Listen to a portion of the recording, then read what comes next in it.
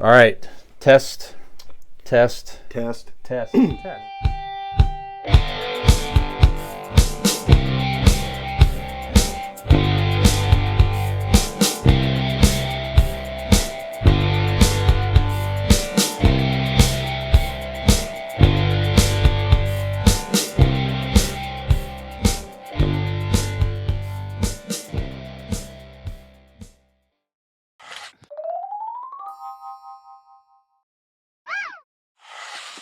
All right, so why don't we get into a little bit of idiot reviews? Obviously, we all saw Thor. We're not going to do any spoilers Right. here since it's still so recent. We will do that probably in a future episode. So, Nick, you just saw it tonight. So, what are your thoughts on Thor: Love and Thunder, sir? So I will start off by saying that of the Marvel superheroes that I would consider, let's say with more than one movie, Thor has been probably my favorite set of movies. So I'm a big fan of the Thor franchise and all of their different, films and stuff like that. I say more than one movie because Black Panther is probably my favorite Marvel, but there's only been one. So the Thor movies across the board, I have really enjoyed. I did enjoy this movie. I found it entertaining. I found it very funny, and I like that the Thor movies, the first two, you can tell the split. The first two movies are like superhero movies. The last two movies are like comedy movies with a superhero focal point. And they're kind of leaning into that pretty hard, I felt, in this movie.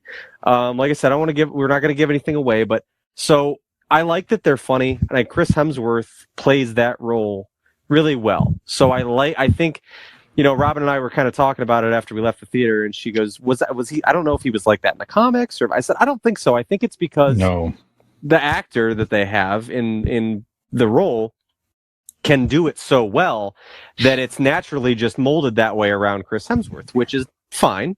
But it's also the writer and director of the two movies. Sure, yeah.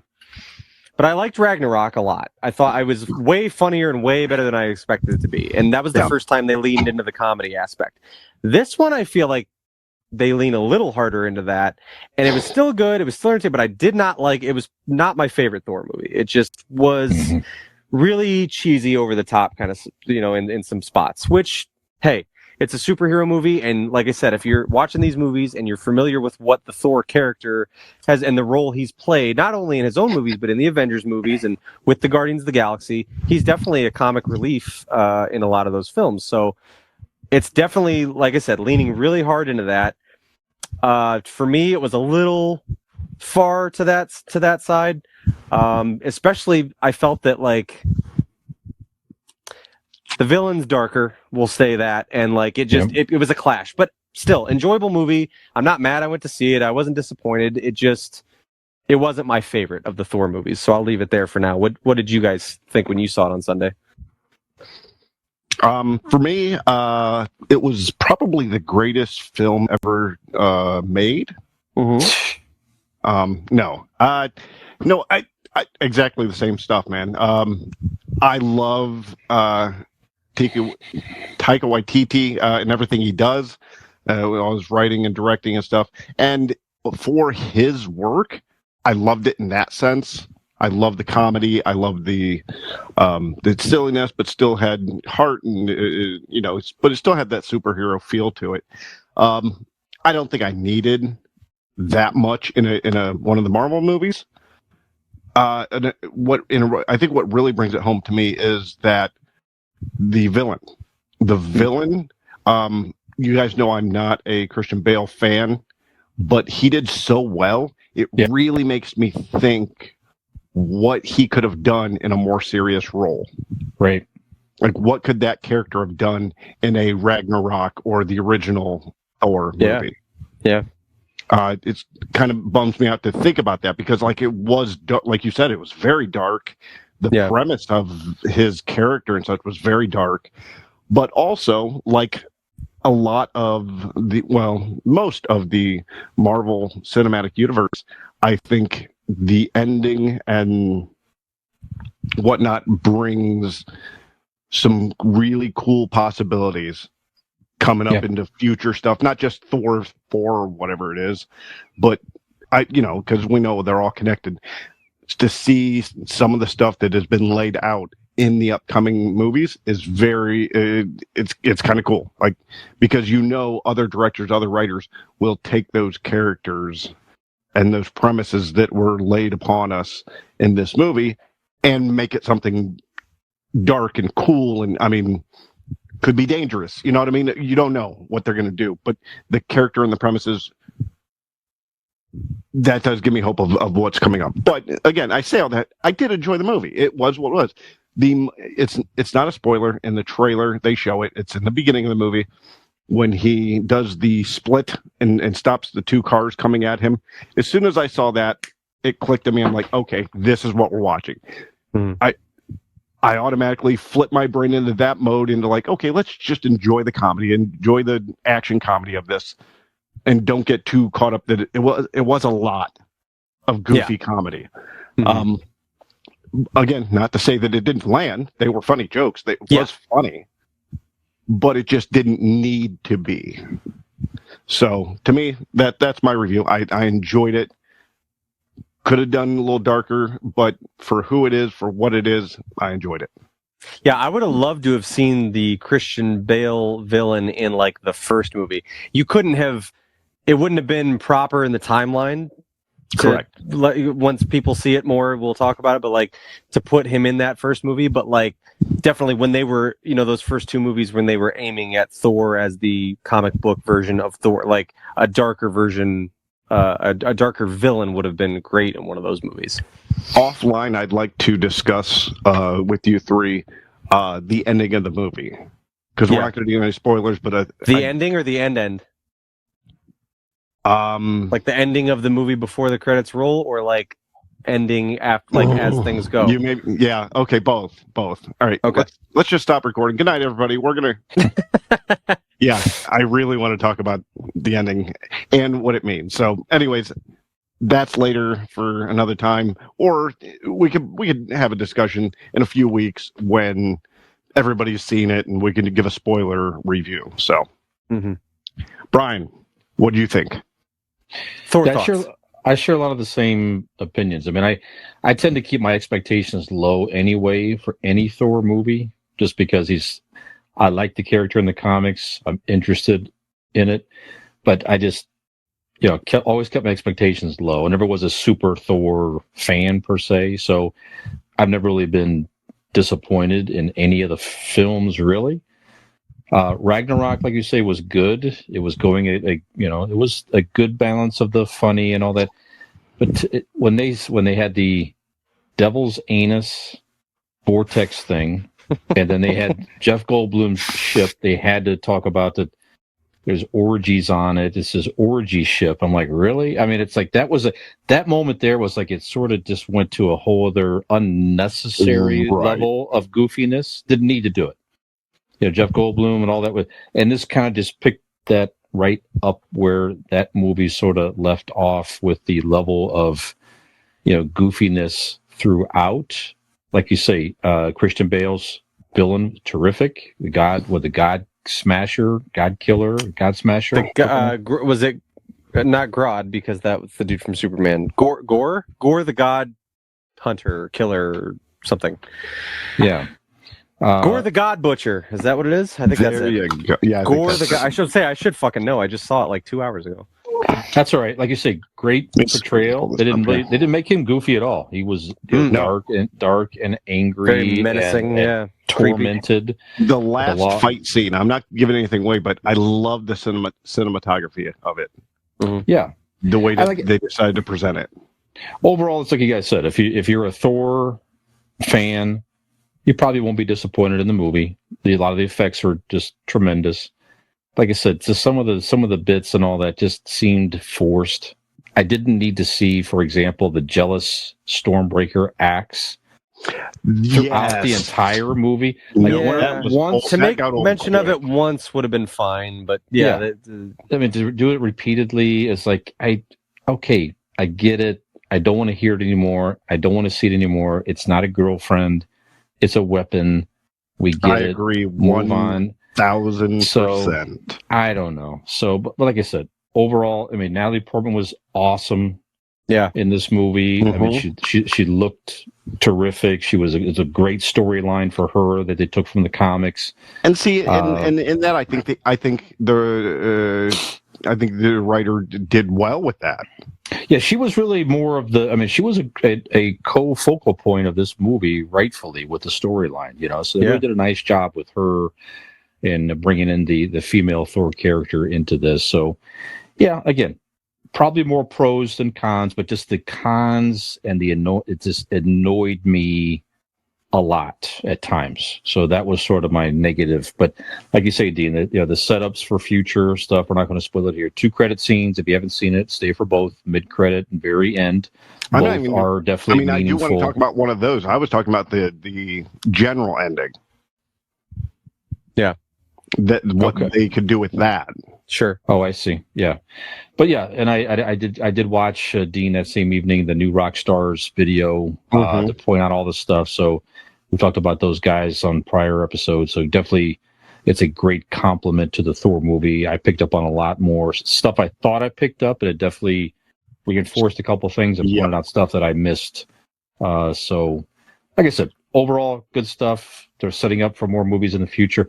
I don't know, man. I mean, sometimes I worry a little bit about the future of the Marvel universe. I don't know. I mean, there are some definitely interesting characters coming up, but I don't know that they have the same excitement and the same, the same dynamic, same excitement level, I guess, as some of the classic heroes. That's just what it is. It just is what it is. How excited were you guys when you heard the Guardians of the Galaxy was happening? You know what I mean? You're right. Not excited at all. It was just the way it was done, the way it was portrayed. But then you watch it like, holy shit, that's awesome. But then again, on the other hand, you have the Eternals. Yeah, awful. Sure. Or who could care less? I could care less about seeing any of those, anybody or anything from that movie again. Yep, not needed. I was thinking that at the end credit scene, as I was, kind of similar to what Brian was saying, as I'm like, it's at a certain point, is this going to bottom out? Because, and also, I mean, like I just said, I love the Thor franchise. I love the Thor movies. So if they're going to make a 4th Thor movie, I'm going to watch it. But at the same time, as it goes, I'm like, I remember being a kid and like every time, a new Batman movie came out, and the Batman movies were coming out every so often, but it wasn't like the Marvel stuff to where it was like, it almost feels like homework now. You have to watch all the things to really get everything and all the things. And I'm like, I don't care about all the kids. It's too, and I feel like they're not giving me a chance to miss anything. They're not giving me a chance to get excited about a new one because it hasn't been long enough. Like they just keep pumping shit out, and I feel like they're going to oversaturate. Always be watching Disney Plus. Whether it is staggered from Marvel to Star Wars, Star Wars. Something's always going to be on. And that was my fear. That was my fear of Star Wars when Disney took over. Is I'm like, man, if they start putting out Star Wars content the way they do Marvel, I'm like, is it gonna bore me? And it has in some ways. There are things that they've put out that are Star Wars franchise that I'm like, I don't care. Very good as well. Also, I watched on it's a Paramount Plus exclusive, I believe, Beavis and Butthead Do the Universe. Oh yeah. Okay. All right. Yeah. So I'm going to take you through a brief history of my fandom of Beavis and Butthead, right? Grew up watching it probably way before I should have. Found it funny, didn't get a lot of jokes, whatever. The movie is a classic to me. Beavis and Butthead, right? Beavis and Butthead Do America is one of my favorite movies. As just growing up, and it's very quotable and hilarious and ridiculous. And then I don't know if you guys recall, but MTV tried to reboot it. Yes. I want to say around like 2010 or something like that. It's been a minute. It's been a while ago, I thought, but they rebooted it and it didn't quite land. And I remember watching it at the time and going, this isn't as good as I remember. Maybe the show wasn't as good as I remember. Maybe, whatever. I can honestly say, so Beavis and Butthead Do the Universe, as the title suggests, there may be some time travel involved. There may be some time and space and things like that. I would put it, not say it's as good as Beavis and Butthead Do America, but definitely it did not disappoint me. It made me laugh. It was ridiculous. It was the things that you can expect from Beavis and Butthead, but it didn't. It landed. Everything landed. It wasn't stupid or trying too hard to make something work from yesteryear or anything like that. I really enjoyed it. You just described this podcast. It's not like this. It's good. Okay, it's really, good. really good. Good. I will say, I gotta say, as far as the time travel / multiverse, whatever movies that I've seen this year, I would say I like it held my attention better than the Multiverse of Madness. So I'm just gonna go on record and say Wow. it's better than Doctor Strange 2. There you go. If you want a good time travel, time and space travel, that you don't have to sit there and dissect for 5 hours after the movie's over, go watch Beavis and Butthead Do the Universe. It's a good time, and it's the best time travel movie of 2022. Damn. Millennial approved. Damn. Yeah, you don't need fucking new rock stars for Beavis and Butthead. Explain shit. I understand everything about that movie. It was hilarious. Yes. Yeah. Yes. If you need good. this, you are a total idiot. If we have to break this movie down for you, frame by frame. Yeah. Yeah. I should have said it. Idiot approved. It is idiot approved. Beavis and Butthead Do the Universe. Go check it out on Paramount Plus.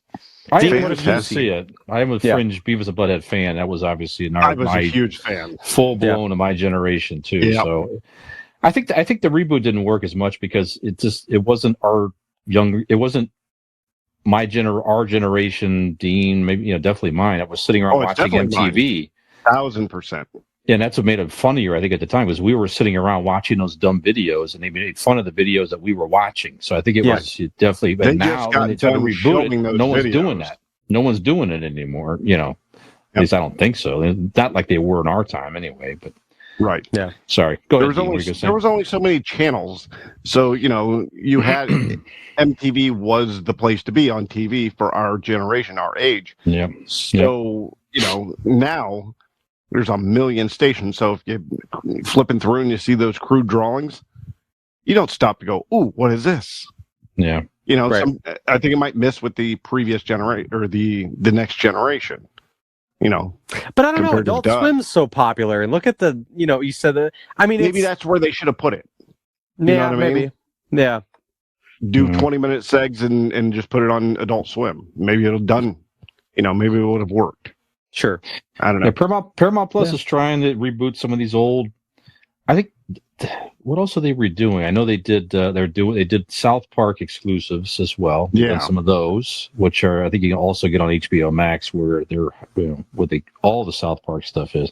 Mm-hmm. But I thought there was something else too. Didn't he do isn't Futurama coming back as well? Is that? I think so. It could be. Yeah. I think they ordered some of those or something, but they're trying to get some re-interest in some of the old classics. And if you want to know more about our thoughts on reboots, stay tuned to after the break.